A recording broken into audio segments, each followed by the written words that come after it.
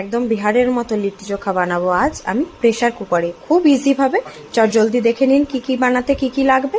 ছাতু নিয়ে নিয়েছি, পেঁয়াজ, ধনেপাতা, আদা, লেবু, আচারের তেলটা মাস্ট, আর নুন অনেকটা পরিমাণের আচারে তেল দিতে হবে কিন্তু, তবে ভালো লাগবে। এবার একটা মিক্সড বানিয়ে নিয়েছি, আর আগে থাকতেই আমি প্রেসারের সিটিটাকে বার করে সেটাকে ফ্রি হিটে রাখতে দিয়ে দিয়েছি। লিট্টিগুলো ওতেই বানাবো। এবার যেমন আটার লই বানাই সেরকম আটার লইটা একটু শক্ত করে বানাতে হবে।